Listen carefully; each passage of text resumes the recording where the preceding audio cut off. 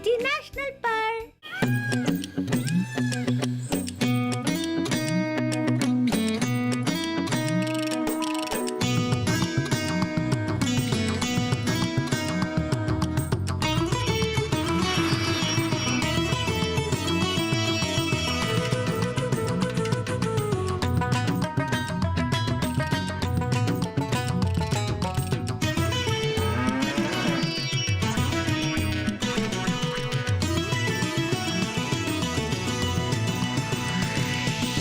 DD किसान, बदलते भारत की शान।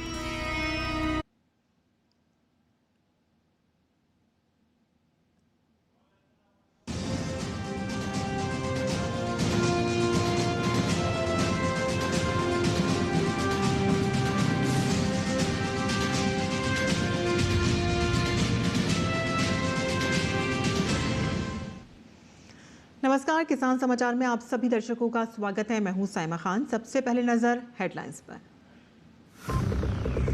दलहन आत्मनिर्भरता के लिए बड़ा कदम। भारत में दालों के उत्पादन में 31% की उल्लेखनीय वृद्धि दर्ज। 2027 तक भारत को दालों में पूरी तरह से आत्मनिर्भर बनाने का महत्वाकांक्षी लक्ष्य निर्धारित।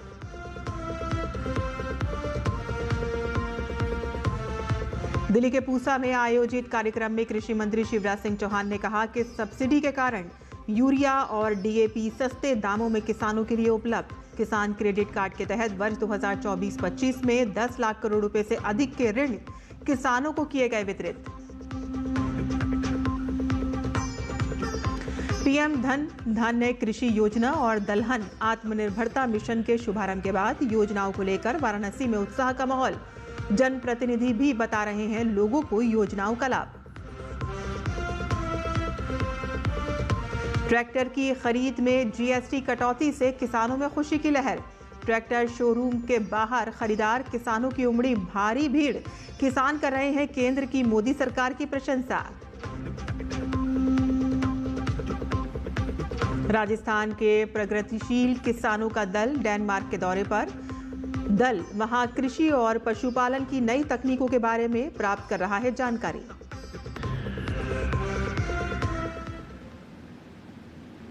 समाचार विस्तार से।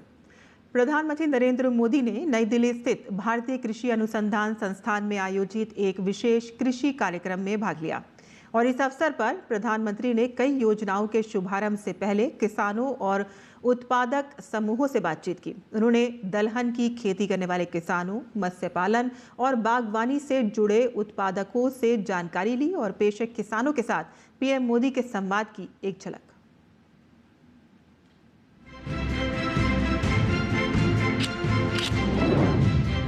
आप मेरे आदर्श रहे। अरे भाई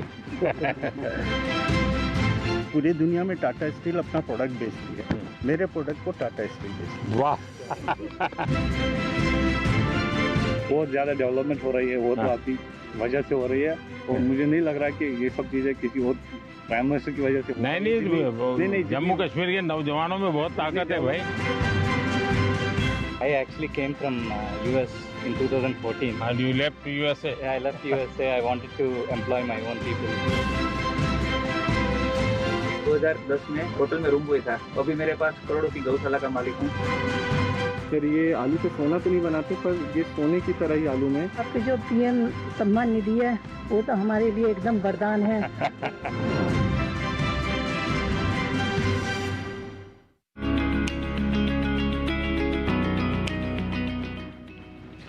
राम राम। हरियाणा के हिसार जिले का हूँ जी मैंने काबली चना बोने से खेती शुरू की थी। तो पहले ये कितने साल पहले किया आपने? 4 साल हो गए जी। अब 10 क्विंटल प्रति एकड़ से पैदावार मिलती है मेरे काबली चना की। खुद तो क्रॉप ऐसा है कि जिसके बीच में भी डाल दे तो भी दलहन होता है। हाँ, तो एक अतिरिक्त कमाई होती है, थोड़ी मेहनत पड़ती है।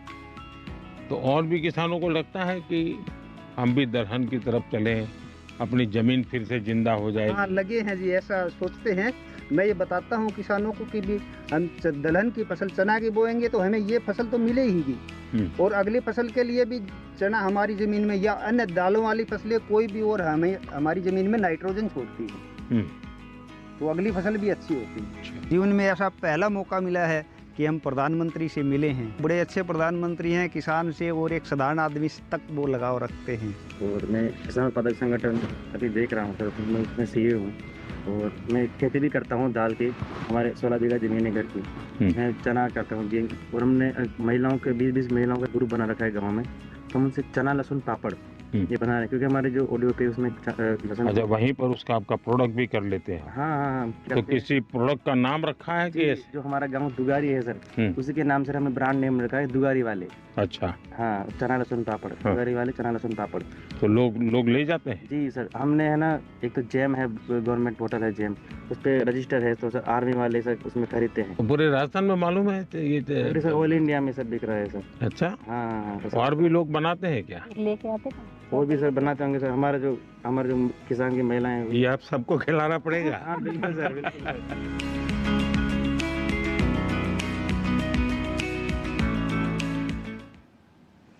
और उत्तर प्रदेश के चंदौली में 61.87 करोड़ रुपए की लागत से नवनिर्मित अल्ट्रा मॉडल फिश मंडी का प्रधानमंत्री नरेंद्र मोदी ने शनिवार को नई दिल्ली स्थित भारतीय कृषि अनुसंधान संस्थान से वीडियो कॉन्फ्रेंसिंग के माध्यम से लोकार्पण किया।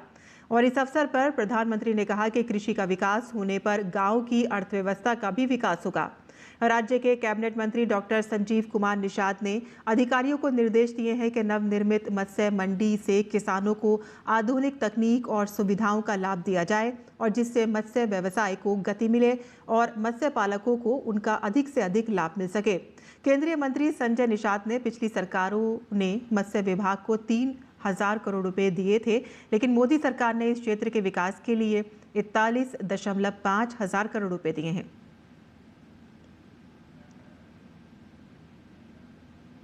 पिछले कुछ वर्षों में भारत में दालों के उत्पादन में उल्लेखनीय वृद्धि हुई है। राष्ट्रीय खाद्य सुरक्षा और पोषण मिशन के तहत उत्पादन 2013-14 के 192.6 लाख टन से बढ़कर 2024-25 में 252.38 लाख टन हो गया है, जो 31% की वृद्धि दर्शाता है। 2023-24 में देश ने 47.38 लाख टन दालों का आयात किया है, जबकि 5.94 लाख टन का निर्यात किया है। दुनिया के सबसे बड़े दलहन उत्पादकों में से एक होने के बावजूद देश की ज़रूरतों को पूरा करने के लिए उत्पादन और अधिक बढ़ाने की ज़रूरत महसूस की गई। और इसी के मद्देनज़र प्रधानमंत्री नरेंद्र मोदी ने शनिवार को 11,440 करोड़ रुपए की राशि से दलहन आत्मनिर्भरता मिशन की शुरुआत की। ये मिशन 2025-26 से 2030-31 तक चलेगा और दिसंबर 2027 तक भारत को दालों के मामले में पूरी तरह से आत्मनिर्भर बनाने का महत्वाकांक्षी लक्ष्य निर्धारित किया गया है, जिसमें विशेष रूप से तुअर यानी कि अरहर, उड़द और मसूर जैसी प्रमुख दालों पर ध्यान केंद्रित किया गया है। दलहन में आत्मनिर्भरता मिशन का उद्देश्य घरेलू उत्पादन में उल्लेखनीय वृद्धि, आयात पर निर्भरता में कमी और किसानों की आय में स्थायी सुधार करके दलहन में आत्मनिर्भरता प्राप्त करना है। और मिशन के तहत 35 लाख हेक्टेयर अतिरिक्त क्षेत्र में दालों की खेती का विस्तार किया जाएगा और मिशन के तहत दालों की बेहतर किस्म के बीजों का विकास किया जाएगा। और इसमें 126 लाख क्विंटल प्रमाणित बीजों का उत्पादन और वितरण शामिल है और किसानों को 88 लाख बीज किट का निःशुल्क प्रावधान भी है। और ये पहल न सिर्फ दालों के उत्पादन को बढ़ावा देगी, बल्कि किसानों की आय में स्थायी सुधार, आयात पर निर्भरता में कमी और पोषण सुरक्षा सुनिश्चित करेगी। विजन 2047 के अनुरूप ये मिशन सतत विकास, प्रौद्योगिकी अपनाने और आत्मनिर्भर भारत की दिशा में एक ऐतिहासिक कदम है। कृषि विज्ञान केंद्र गाजियाबाद में कल प्रधानमंत्री धन धान्य योजना और आत्मनिर्भर दलहन मिशन के शुभारंभ का सीधा प्रसारण दिखाया गया और इस कार्यक्रम में लगभग 200 किसान शामिल हुए। किसानों ने प्रधानमंत्री जी का धन्यवाद किया और इस मौके पर किसानों को कृषि विज्ञान केंद्र गाजियाबाद द्वारा रबी की फसलों के मिनी किट भी बांटे गए। और इस योजनाओं का उद्देश्य देश को दलहन और तिलहन में आत्मनिर्भर बनाना है। पीएम धन धान्य कृषि योजना और दलहन आत्मनिर्भरता मिशन का शुभारंभ प्रधानमंत्री नरेंद्र मोदी ने किया। प्रधानमंत्री ने के संसदीय क्षेत्र वाराणसी में किसानों ने सब्जी अनुसंधान संस्थान में उत्तर प्रदेश के मंत्री दयाशंकर मिश्र दयालु के साथ प्रधानमंत्री को देखा और सुना। किसानों में इन योजनाओं को लेकर काफ़ी उत्साह है और जनप्रतिनिधि भी इस योजना का लाभ सभी को बता रहे हैं। डीडी न्यूज़ के संवाददाता हरिकेश बहादुर ने वाराणसी में इन किसानों से बात की है। मैं यहाँ भारतीय सब्जी खेती के अनुसंधान में यहाँ रिसर्च सेंटर में आया था 8 दिन के लिए। खेती बाड़ी का कैसे होगा उस बारे में बात की और मुझे यहाँ आके बहुत अच्छा लगा। मुझे यहाँ आकर बहुत अच्छा लगा। यहाँ यूपी में मेरा सम्मानित किए। हमारे प्रधानमंत्री की जो किसानों के लिए जो इतने कुछ दे रहे हैं वो आज तक हमको कहीं मिला नहीं और यहाँ से भी हमको बहुत सुविधा मिल रहा है। हर किस्म का बीज, हर किस्म का साधन यहाँ से मिलता रहता है। भारतीय सब्जी अनुसंधान संस्थान में हम लोग को यहाँ पे बहुत सा बीज मिला है सब्जी का। ये सब हम लोग को यहाँ पे आने से अच्छा लगा। किसानों के कल्याण के लिए प्रतिबद्ध केंद्र सरकार की मोदी सरकार ने हाल ही में जीएसटी दरों में कटौती की है, तो वहीं एमएसपी में भी बढ़ोतरी की है। सरकार की प्रो किसान नीति के कारण बड़ी संख्या में लोग दिवाली से पहले राजस्थान के टोंक में ट्रैक्टर खरीद रहे हैं और ट्रैक्टर के शोरूम के बाहर किसानों की भारी भीड़ जुट रही है और केंद्र की मोदी सरकार की नीति की प्रशंसा भी कर रहे हैं। केंद्र सरकार ने जो जीएसटी कम की है उससे किसानों को 40,000 से लेके लगभग 90,000 तक का जीएसटी में फ़ायदा मिला है और किसानों में ट्रैक्टर लेने की इच्छा जागी है। और हम यही कामना करते हैं कि जीएसटी कम होने के फ़ायदे किसानों को मिले और किसान ज़्यादा से ज़्यादा तरक्की करे। जीएसटी कम हुई, इसमें कम से कम 50,000 का फ़ायदा मिले। मोदी जी ने अच्छा काम किया जीएसटी कम करके। इस बार किसानों को काफ़ी अच्छा दिवाली के जो मोदी सरकार का जो फैसला है वो सीजनेबल ऑफर के हिसाब से उन्होंने फैसला किया है। पिछले साल की तुलना में इस साल काफ़ी अच्छी सेल हुई है और किसानों को इसका सीधा फायदा मिला है। जीएसटी दरों में बदलाव से किसानों के जीवन स्तर में काफ़ी सुधार हुआ है। किसानों के लिए कृषि उपकरण खरीदना अब किफ़ायती हो गया है। जीएसटी दरों में बदलाव के बाद बाराबंकी में ट्रैक्टरों की खरीदारी में तेज़ी आई है और एक तरफ सरकार धान की एमएसपी में बढ़ोतरी कर दी गई है, जिससे किसानों की आय बढ़ गई है। किसानों ने अपनी खुशी जाहिर करते हुए कहा है कि सरकार का ये फैसला बहुत अच्छा है, जिससे खेती करना अब और भी आसान हो गया है। सितंबर माह में जब से मोदी जी ने जीएसटी कम किया है, इस बीच सरकार ने धान पर एमएसपी बढ़ा दिया। अब सोने पे सुहागा हो गया। किसान अब डेली या तो ट्रैक्टर बुक कराने आ रहा है या खरीदने आ रहा है। मोदी जी का ये कार्य बहुत सराहनीय है। हम व्यापारी तथा किसान दोनों मोदी जी को तहे दिल से धन्यवाद देते हैं। इस समय जो है मोदी जी ने जीएसटी में जो ट्रैक्टर पे छूट दी और सस्ता किया है जीएसटी की छूट देकर, उसमें मुझे 40-45 हज़ार की जो इसमें अतिरिक्त बचत मिल रही है ट्रैक्टर में। मैं इसके लिए जो है मोदी जी को कोटि कोटि धन्यवाद देता हूँ। जीएसटी अब भी कम हो गई है, इसलिए 40 से 45 हज़ार रुपये कम हो गए हैं और मेरे पास पैसों की कुछ बचत भी हो गया है। धान की भी रेट बढ़ा है इस साल, हर साल से भी ज़्यादा पैसों का बजट भी बढ़ने लगा है और मोदी जी ने बहुत अच्छा काम किया जीएसटी के लिए। केंद्रीय कृषि मंत्री शिवराज सिंह चौहान ने शनिवार को दिल्ली के पूसा में आयोजित कार्यक्रम में कहा कि प्रधानमंत्री नरेंद्र मोदी के नेतृत्व में सरकार ने ये सुनिश्चित किया है कि वैश्विक उर्वरक कीमतों में वृद्धि का भारतीय किसानों पर कोई असर न पड़े। कृषि मंत्री ने कहा कि पीएम किसान सम्मान निधि के तहत 3.90 लाख करोड़ रुपए सीधे किसानों के बैंक खातों में हस्तांतरित किए गए हैं। प्रधानमंत्री किसान सम्मान निधि के अंतर्गत अब तक 3,90,000 करोड़ रुपया किसान के खाते में डाला है। डीबीटी के माध्यम से यूरिया और डीएपी, जिसका इस्तेमाल हम फसलों के उत्पादन को बढ़ाने के लिए करते हैं। जब से प्रधानमंत्री बने हैं नरेंद्र मोदी जी, रेट तय है। यूरिया की एक बोरी 266 रुपया में 1,700 रुपया की सब्सिडी जिस पर दी जाती है और डीएपी की एक बोरी 1,350 रुपया में जो 3,100 रुपया की आती है। किसान भाइयों जरा सोच के देखो, कंपनियां रेट बढ़ाती है लेकिन प्रधानमंत्री जी ने तय किया है वो बढ़े हुए रेट का बोझ किसान के ऊपर नहीं आने देंगे।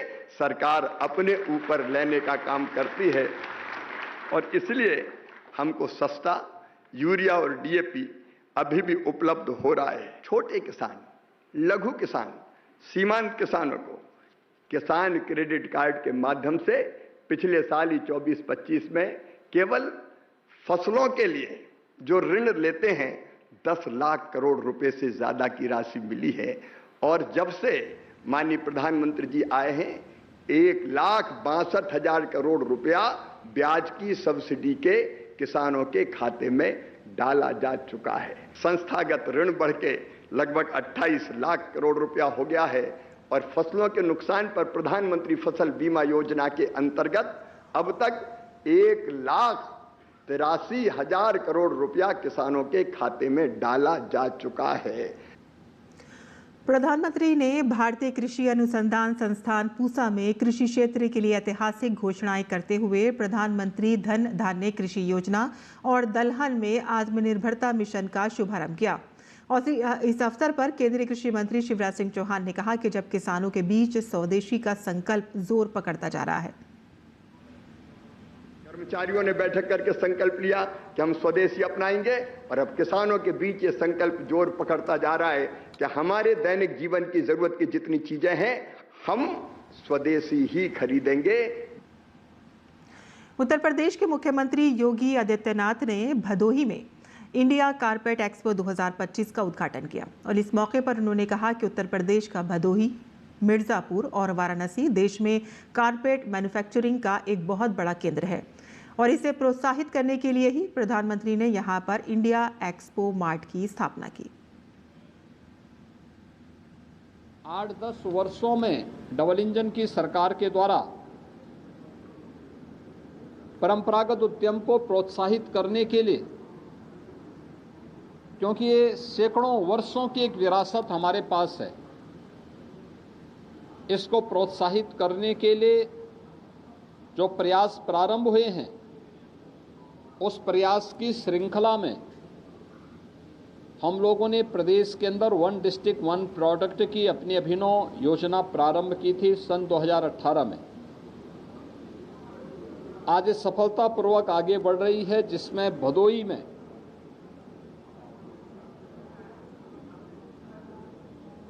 1 डिस्ट्रिक्ट 1 प्रोडक्ट में हमने कारपेट को ही उसका पार्ट बनाया है। किसानों की क्षमता वृद्धि के लिए नॉलेज एनहेंसमेंट प्रोग्राम के तहत राजस्थान के 38 प्रगतिशील किसानों का दल 3 मंत्रियों के नेतृत्व में इन दिनों डेनमार्क दौरे पर है। डेनमार्क में ये दल वहां कृषि और पशुपालन की नई तकनीकों और नवाचार के बारे में जानकारी प्राप्त कर रहा है। भ्रमण के दौरान इस दल की डेनमार्क के विभिन्न संगठनों के साथ बैठक हो रही है, जिसमें कृषि पशुपालन के क्षेत्र को बढ़ावा देने के लिए दोनों देशों द्वारा अपने अनुभवों और जानकारियों को साझा किया जा रहा है। डेनमार्क गए किसानों एवं पशुपालकों ने अपने प्रवास के दूसरे दिन डेनमार्क के आरस में एग्रो फूड पार्क का विजिट किया। वहां उन्होंने पशुओं के उन्नत आवास एवं दूध उत्पादन में वृद्धि, दूध की गुणवत्ता एवं शेल्फ लाइफ बढ़ाने आदि की नवीन तकनीकों के विषय में विशेषज्ञों से जानकारी प्राप्त की। विदेश यात्रा पर डेनमार्क गए किसानों के दल ने ऑर्गेनिक डेयरी फार्म का भ्रमण किया, जहां गायों को पूर्ण रूप से ऑर्गेनिक तरीके से पाला जा रहा है तथा ऑर्गेनिक दूध का उत्पादन किया जा रहा है। और किसानों के लिए छत्तीसगढ़ सरकार ने धान खरीद पर बड़ा फैसला लेते हुए दिवाली का तोहफा दे दिया है। राज्य कैबिनेट ने धान खरीद के लिए एमएसपी से अधिक भाव देने पर मुहर लगा दी है। छत्तीसगढ़ के मुख्यमंत्री विष्णुदेव साय की अध्यक्षता में मंत्रालय महानदी भवन में आयोजित कैबिनेट की बैठक में राज्य के किसानों से खरीफ विपणन वर्ष 2025-26 में समर्थन मूल्य पर धान खरीदी के संबंध में महत्वपूर्ण निर्णय लिया गया और राज्य में 25 लाख से अधिक किसानों से 3,100 रुपये प्रति क्विंटल की दर से होगी, जबकि केंद्र सरकार ने 2025-26 मार्केटिंग सीजन के लिए न्यूनतम समर्थन मूल्य यानी कि एमएसपी ए ग्रेड धान के लिए 2,389 रुपये प्रति क्विंटल तय किया है। और ऐसे में राज्य सरकार अपने किसानों को एमएसपी से 711 रुपये अधिक का भाव देगी। देश में 22 सितंबर 2025 से जीएसटी की दरों में संशोधन किया गया है और जिसका लाभ किसानों को भी बड़े पैमाने पर मिलेगा। जीएसटी दरों में कमी से न केवल किसानों को सस्ती दरों पर कृषि यंत्र मिलेंगे, बल्कि सिंचाई के लिए लगने वाले सोलर पंप की लागत भी कम होगी। पीएम कुसुम योजना के कंपोनेंट बी के तहत सौर ऊर्जा पंप संयंत्र स्थापित करने वाले किसानों को 7,811 रुपये तक की बचत होगी। अनुबंधित कंपनियों द्वारा जीएसटी दरों में संशोधन के बाद नई गाइडलाइंस उड्डयन विभाग राजस्थान को भिजवा दी गई हैं और जिससे अब राजस्थान के किसानों को नई जीएसटी दरों के अनुसार ही कृषक हिस्सा राशि जमा करवानी होगी। उड्डयन विभाग के अधिकारियों के अनुसार जीएसटी दर में परिवर्तन के कारण कृषकों को सामान्य ऋणों की कंट्रोलर होने पर अलग अलग पंप क्षमता पर 4,209 रुपये से 7,811 रुपये की बचत होगी और ऐसे किसान जिन्होंने पुरानी दरों से कृषक हिस्सा राशि कार्यालय में जमा कर दी है और 22 सितंबर 2025 से पूर्व फार्म द्वारा बिल जारी नहीं किया गया है तो उनको संशोधित स्वीकृति जारी कर अधिक जमा कृषक हिस्सा राशि कृषक को वापस लौटा दी जाएगी। जानकारी के अनुसार पीएम कुसुम योजना के कंपोनेंट बी के तहत स्टैंड अलोन सौर ऊर्जा पंप संयंत्र के दिशा निर्देश पूर्व में जारी हो चुकी है। दक्षिण पश्चिम मानसून की वापसी अब अंतिम चरण में है और ऐसे में दक्षिणी राज्यों में बारिश का दौर एक बार फिर से लौट आया है। तमिलनाडु के चेंगलपट्टू जिले के कुछ हिस्सों में शनिवार को भारी बारिश हुई तो वहीं मौसम विभाग ने अगले 2 से 3 दिन में तमिलनाडु, कर्नाटक, आंध्र प्रदेश, यनम और केरल में भारी बारिश होने की संभावना जताई है। और अब बात कर लेते हैं मौसमी खेती की। किसान इस मौसम में कैसे रखें अपनी खेती का ख्याल, आइए देखते हैं।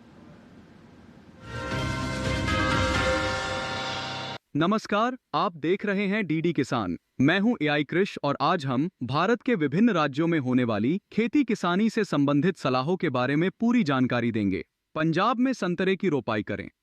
किसान नींबू की रोपाई कर सकते हैं, यहाँ लीची की रोपाई कर लें। साथ ही अमरूद की रोपाई करने का समय उचित है। इसके अलावा आंवले की रोपाई करते रहें। पंजाब में लौंग की बुवाई करें, वहीं मूली की बुवाई कर सकते हैं। किसान शलगम की बुवाई कर लें। इसी तरह गाजर की बुवाई करें। इस समय धान की कटाई करें, यहीं टमाटर की रोपाई कर सकते हैं। पंजाब में उड़द की कटाई कर लें। साथ ही किसान मूंग की कटाई कर सकते हैं। अभी मक्के की कटाई करें, वहां सोयाबीन की कटाई कर सकते हैं। पंजाब के किसान फूलगोभी की रोपाई कर लें। उत्तर प्रदेश में बैंगन की रोपाई कर सकते हैं। साथ ही टमाटर की रोपाई कर लें, यहाँ फूल गोभी की रोपाई करें। किसान हरी मिर्च की रोपाई करते रहें। इसके अलावा मूली की बुवाई करें। इस समय मूंग की बुवाई कर लें। अभी सरसों की बुवाई कर लें, यहीं तिल की बुवाई करते रहें। उत्तर प्रदेश में मटर की भी बुवाई कर लें। इसके साथ ही आलू की बुवाई कर सकते हैं। किसान मूंगफली की खुदाई करें, यहाँ पालक की बुवाई कर सकते हैं। इस समय लहसुन की बुवाई कर लें। साथ ही पत्ता गोभी की रोपाई कर सकते हैं। उत्तर प्रदेश के किसान शलगम की बुवाई कर लें। इसी तरह कृषि और किसानों से जुड़ी हर महत्वपूर्ण जानकारी के लिए हमारे साथ जुड़े रहिए और देखते रहिए डीडी किसान। धन्यवाद।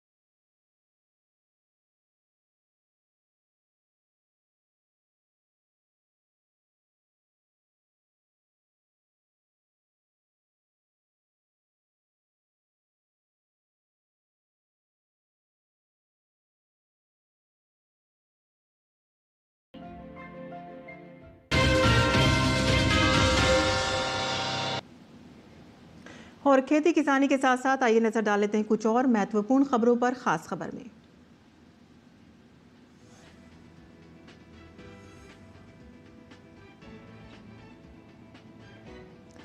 और इसी के साथ ही हमारा ये किसान बुलेटिन यहीं पर ही ख़त्म होता है। हमारी पूरी टीम को अनुमति दें। नमस्कार।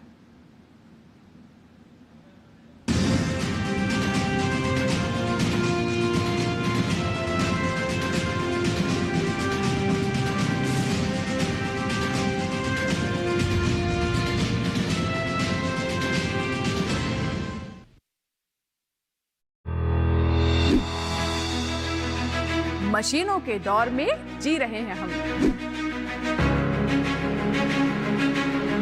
काम को बेहतर और आसान बना रही हैं मशीनें।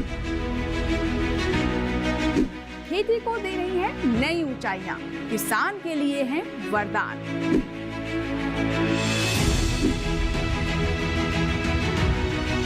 कृषि मशीनरी पर आधारित देखिए हाईटेक खेती, शनिवार शाम 7 बजे, पुनः प्रसारण रविवार सुबह 7 बजे, सिर्फ दूरदर्शन किसान पर।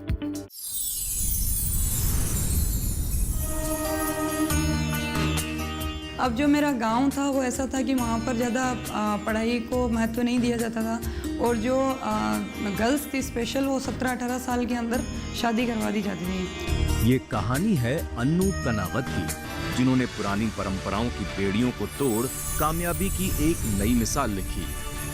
देखिए 15 अक्टूबर महिला किसान दिवस पर दूरदर्शन किसान की खास पेशकश। अरे कोई गलतफहमी नहीं हो रही है, तीनों पे सेम हैंडराइटिंग है। बहुत कम ऐसे लोग होते हैं जिन्हें सच्ची मोहब्बत मिलती है। आप ही वो इंसान हो ना जिन्होंने मुझे रेडियो स्टेशन पे फोन किया था। देवांचल की प्रेम कथा, सोमवार से शुक्रवार रात 9 बजे, पुनः प्रसारण सुबह 11:30 बजे डीडी नेशनल पर।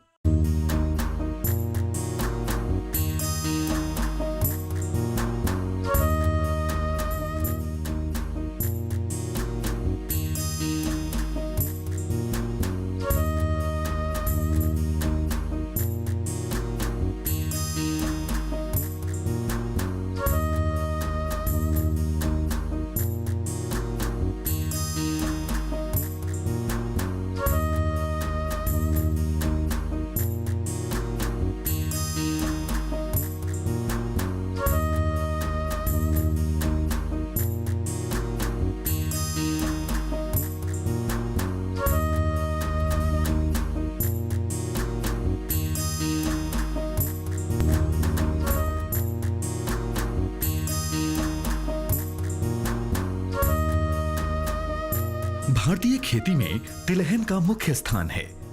देश में तिलहनों में सुधार करने के लिए भारतीय कृषि अनुसंधान परिषद यानी ICAR ने अप्रैल 1967 में अखिल भारतीय तिलहन समन्वित अनुसंधान परियोजना की स्थापना की थी।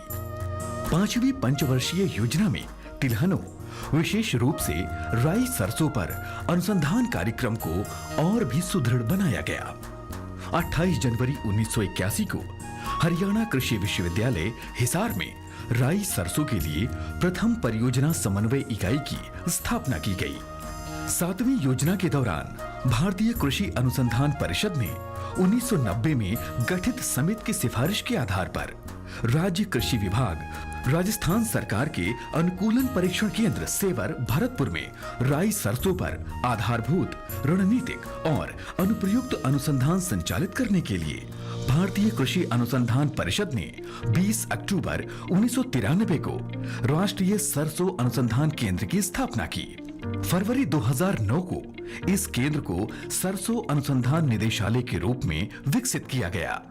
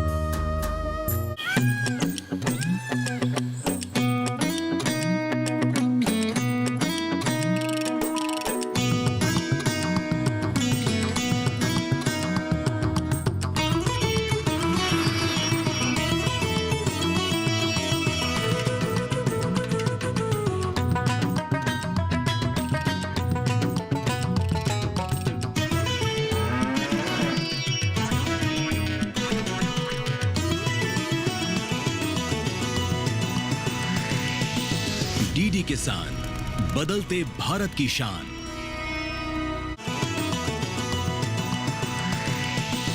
डीडी किसान, बदलते भारत की शान।